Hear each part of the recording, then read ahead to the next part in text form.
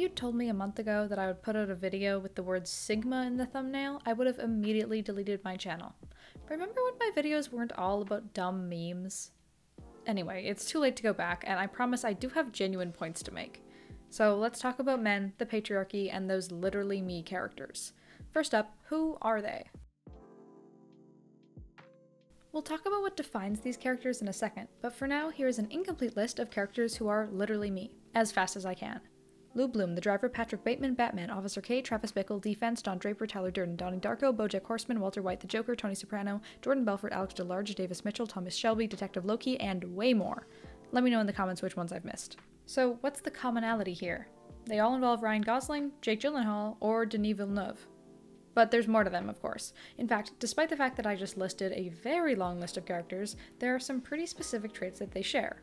With a couple exceptions, these are chronically brooding young men on the fringes of society, either involuntarily socially outcast or willingly distancing themselves from others. What do you get? I don't think so. When you cross a mentally ill loner with a society that abandons him and treats him like trash! Some would call them Sigma males, others would diagnose them with depression or psychopathy. I do not hope for a better world for anyone. In fact, I want my pain to be inflicted on others. Either way, we're given an insight into their minds, as these are often also characterized by having a voiceover, or at least something to tell us what they're thinking. Though in some films it's disturbing. I want to stab you to death, then play around with your blood. These also have the capability of making men feel seen, as they're a chance for a candid portrayal of men's mental health. I just don't want to feel so bad anymore. But the main thing to understand here is that these men are very unhappy, and it's a result of the society they're living in, specifically the patriarchy. Sorry, I said the word patriarchy, so now I have to go on a short tangent defining it, because if I had a nickel for every time someone complained in my comments about me mentioning the patriarchy, I'd have, well, enough to get business cards better than Paul Allen's. Let's see Paul Allen's card. So here are a few things that the patriarchy does not mean. All men are evil oppressors who hate women, or women can't perpetuate sexism or sexualize men, or every man is individually responsible for the marginalization of women. In the context of this video, when I say patriarchy, I'm talking about the expectations we place on men and women. When I say that the patriarchy hurts men, I'm talking about the stigmatization of men expressing emotions, crying, and being vulnerable. Addressing the patriarchy is ultimately an action that benefits all genders, not just women. Now that we have that broad overview of what a literally me character is, let's look at some specific ones. Take, for example, the driver from Drive. He's stoic, isolated, and takes out most of his emotions through violence, whether this be anger or protecting a woman he loves. Shut your mouth, or I'll kick your teeth down your throat and I'll shut it for you. Or in Joker, the Joker rails against a system he feels has failed him, resorting again to violence. These men cope the same way that many real-life men cope. Plenty of guys get their emotions out through exercise or fighting, and on the more extreme end of things, there are certainly many cases of men's pent-up anger and loneliness being expressed through violence against women. A main attribute of these characters is that they turn loneliness and dissatisfaction with their role in society outwards into violence. How much can you know about yourself? You've never been in a fight. They can be so far distanced from emotion that they've entirely abandoned humanity. I have all the characteristics of a human being. Flesh, blood, skin, hair. But not a single clear, identifiable emotion, except for greed and disgust. Or maybe they feel broken, not because they are broken, but because they haven't had the chance for candid conversation with others about how they feel.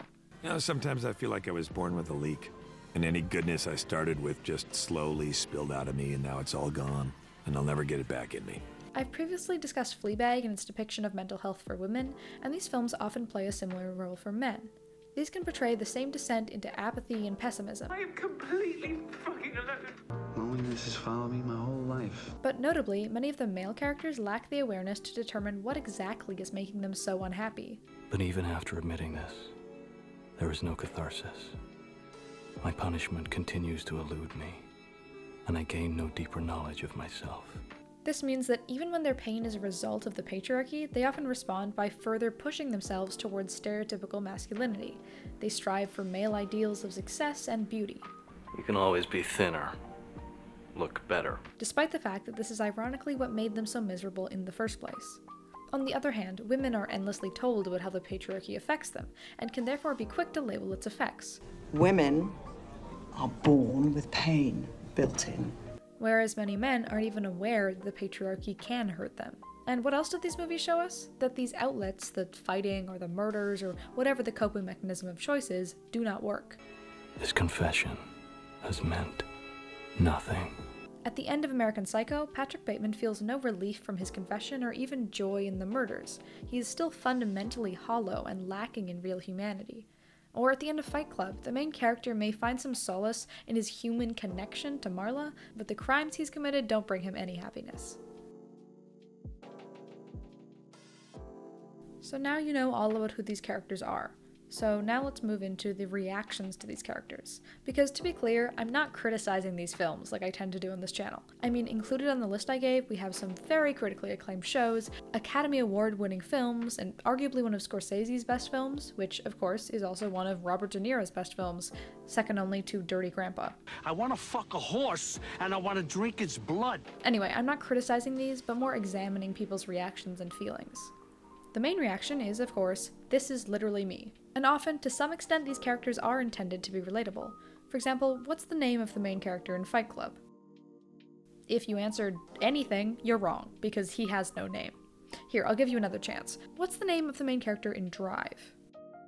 Once again, any answer would be wrong. He has no name.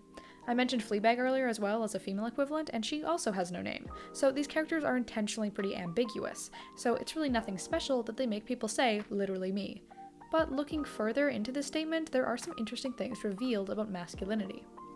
There's obviously a level of humor and insincerity inherent here, because people aren't actually saying that they're racists or serial killers. So what exactly are people relating to? Well, they're relating to these main tenets of the literally me character that I outlined earlier, feeling sad and hopeless because of patriarchal standards and other societal issues. I want to feel good about myself, the way you do, and I don't know how. These characters are more than sad, though. There are plenty of sad characters out there who don't fall under this trope. More specifically, they're sad and don't know what to do with that sadness. These characters are suffering in silence or expressing their emotions poorly, offering a rare portrayal of the patriarchy's impact on men. All I have are negative thoughts. But discussions about these characters rarely so bluntly say, I relate to these characters' internal struggles and feel similar difficulty finding outlets for expressing negative emotions. Usually reactions are more along the lines of literally me, or the even more concise, real. And I know you might be thinking, yeah, obviously people aren't writing some huge character analysis essay in TikTok comment sections. So what? But there's actually something interesting underlying here, because when we look at the characters that women relate to, there are often posts online with rather vulnerable and long analyses of the emotion of these characters. So why is this constant veil of irony so prevalent for men specifically? Pretty much the same reason I've been talking about throughout this entire video. Men are forced to relate to these characters through this layer of partial irony. Just like women, they're suffering because of the patriarchy, but then the patriarchy simultaneously tells them that it's unmanly to speak about these struggles. And when in doubt, I guess, post sad TikTok edits captioned literally me. There are disappointingly few readily available outlets for men to express emotions without being criticized or told they're not being masculine. So this is one of the few ways possible.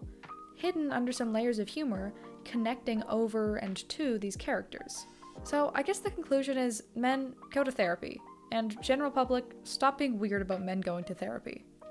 You know what you're gonna say? You wanna practice? I'm gonna say, I am here because I need help.